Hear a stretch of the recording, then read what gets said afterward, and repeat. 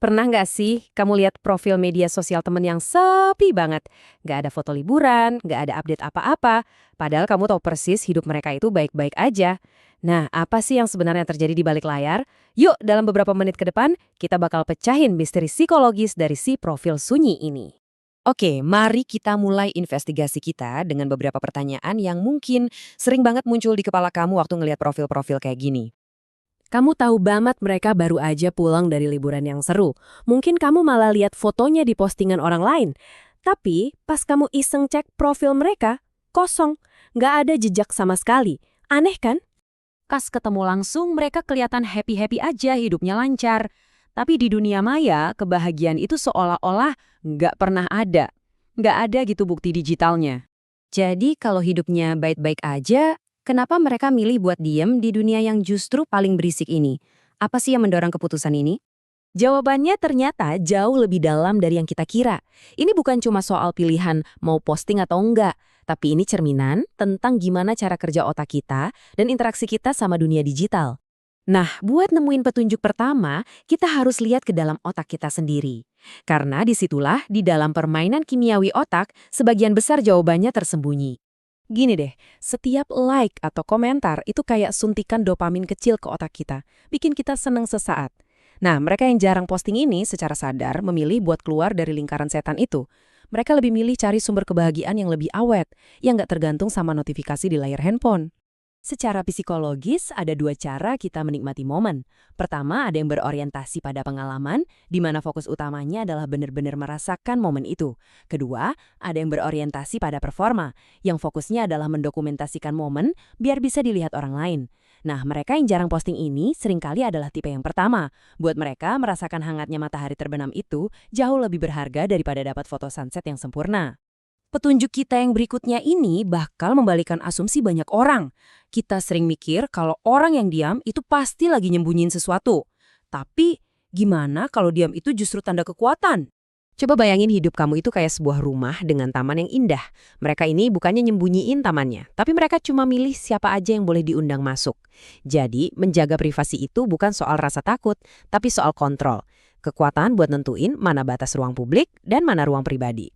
Dan ini nyambung ke satu kebenaran yang penting banget. Kepercayaan diri yang sejati itu nggak butuh panggung. Kebahagiaan mereka nggak perlu diumumin, pencapaian mereka juga nggak perlu dipamerin biar terasa nyata. Validasi mereka itu datangnya dari dalam diri sendiri. Kutipan ini benar-benar ngerangkum semuanya. Kekuatan mereka itu bukan dari tepuk tangan penonton, tapi dari ketenangan batin. Harga diri mereka nggak diukur dari jumlah like, tapi dari nilai-nilai yang mereka pegang teguh di dalam hati. Oke, sekarang kita masuk ke lapisan psikologis yang lebih dalam lagi. Di balik keheningan mereka, seringkali ada pikiran yang super analitis dan penuh pertimbangan. Nah, ini kunci buat ngerti kenapa mereka sering ragu buat neken tombol posting. Dalam psikologi, ada istilah namanya high self-monitoring. Gampangnya gini, sebelum bertindak, mereka bakal mikirin semua kemungkinan risikonya. Jadi mereka nggak cuma lihat foto, tapi juga mikirin, wah ini bisa disalahartikan nggak ya? Bisa jadi bahan gosip nggak ya? Nanti dibanding-bandingin lagi. Coba deh kita bayangin proses ini kayak panel-panel komik yang ngebongkar isi pikiran mereka. Panel pertama, muncul ide buat bagian foto. Panel kedua, otak mereka langsung kerja keras, menganalisis semua resiko. Nanti disalahartiin gimana? Dipakai buat gosip, dibandingin sama orang lain? Panel ketiga, keputusan diambil. Seringnya resikonya terasa lebih besar dari untungnya, jadi ya nggak jadi posting. Ini bukan ragu-ragu, tapi kalkulasi yang cermat. Mereka sadar banget satu hal yang sering kita lupakan. Internet itu nggak punya tombol hapus permanen. Setiap postingan adalah jejak digital abadi yang bisa aja berdampak ke karir dan kehidupan pribadi mereka di masa depan. Eits, tapi tunggu dulu.